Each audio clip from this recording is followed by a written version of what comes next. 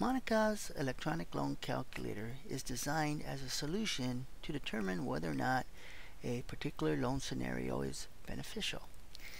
And in this program, we notice that we have these blue fields, and they allow us to give information about the loan, like who's the lender, what scenario we have. We have the loan type. Then we notice we have these white fields. The white fields is where we actually would type in our information. We see we have our item cost, we have our down payment, the interest rate, and then the years of the loan. Once we have our information in, we could click calculate monthly payment, and it's going to go ahead and calculate these gray fields for us. The down payment amount, the actual loan amount after the down payment is subtracted, the monthly payment, the total payback, and the total interest. We then have at the bottom a notes area that we can type in notes related to this particular loan. To the right, we have a navigation pane that will allow us to navigate our different loan scenarios. For example, I can click on this one, home, based off Citibank at 10% down, and I jump to that loan. I can click over here on personal, Bank of America, loan 1, and I'm at that particular loan. I can sort these different loans by clicking on this column header. I can sort, for example, by loan type, or I can go ahead and sort by lender scenario. We now decide we would like to compare two different loan scenarios. We decide we want to borrow some money to purchase an automobile, and the two scenarios basically are going to be, one of them we're going to put 10% down at 5% over 5 years, and the other scenario is we'll put no down at 3% over 5 years. So what we do is down at the bottom we have our navigation button options, and we have our add option. We go ahead and click add. Takes us into a new loan record. We can type in some information about the loan, like the type of loan that it is. In this case it'll be a car loan at 10% down. Then we have our loan type. We can click the drop down, and we see on our list there's the option for a car loan. To the right we have the edit loan type list. By clicking that, we can actually go in and modify that drop down list. In our case we're not going to change it, so we'll click close. Then we're going to put the actual cost of the item we want to purchase. In this case we're going to say it's going to cost us $20,000. We're then going to put a down payment of 10%. Our interest rate will be 5%, and the year of the loan will be 5. We then click the calculate monthly payment, and it calculates the gray fields for us. We can see at 10% it's going to be $2,000 down, so the actual loan amount will be $18,000. Then down below we have our monthly payment, the total payback, and how much interest we're actually going to be paying by the time the loan is completed. We now would like to add our second scenario. So what we can do is down below we'll go ahead and we'll click on the copy button, and it copies the loan information for us, and we'll change the lender scenario accordingly. So I'll go ahead and I'll edit this, and we'll put 0%. So we have the car 0% down, the type will still be car, the item cost is still $20,000, but now we'll change our down payment percentage to a 0. And then what you want to do is whenever you change the white fields, you want to go ahead and click calculate monthly total to calculate the gray fields, and we see that it's now 0% down. The loan amount is $20,000 at 5%. There's our result, but we actually wanted this at 3%, so we'll change the loan now to 3%. Click calculate monthly payment and see how the information changed accordingly. We now would like to compare our two different loan scenarios. So what we can do is, right now I'm on car 0% down. There's a checkbox to select.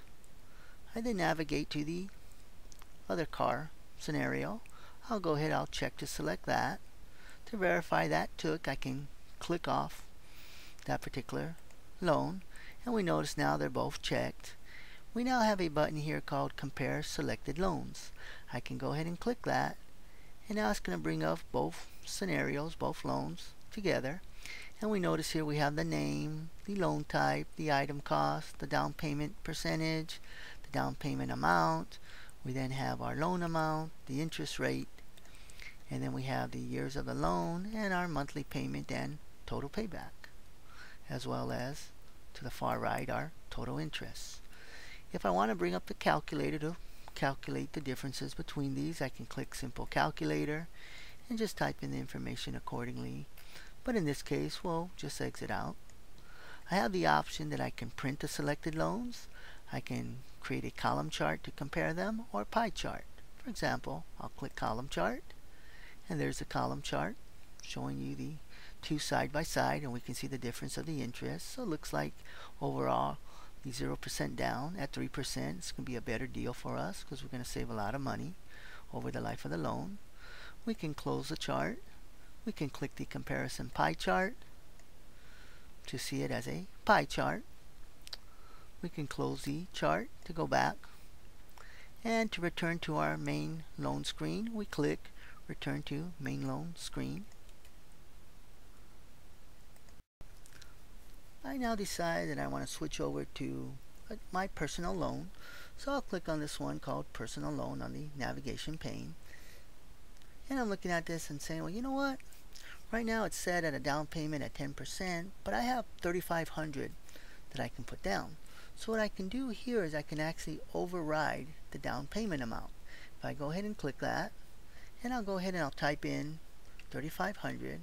And whenever you type in numbers into this program, you always want to leave out the thousand separator. I then click OK, and then what it does, it goes ahead and calculates the down payment amount. In this case, you know, the percentage would be 17.5, and there's my 3,500. If I decide, well, you know what, I'm going to put this now at 0%, and I'm going to go ahead and calculate monthly payment again. And I'm looking now at the monthly payment amount, $359.37, and I say, well, you know, I really need that $20,000 to borrow, but I cannot afford $359 a month, but I can afford $300. So now what I can do is override the monthly payment, and I'll go ahead and I'll type in 300. I'll click OK, and it recalculates the loan accordingly. So if I can go ahead and only pay $300 a month, then I can afford $16,695.71. I would like now to get a rough idea what my actual payment schedule would be like. So what I can do now is I can click on the button View Payment Schedule, and I'll go ahead and put the date that I estimate that I'm going to start paying the loan back. So I'll make it April 3rd, 2011. I'll click OK.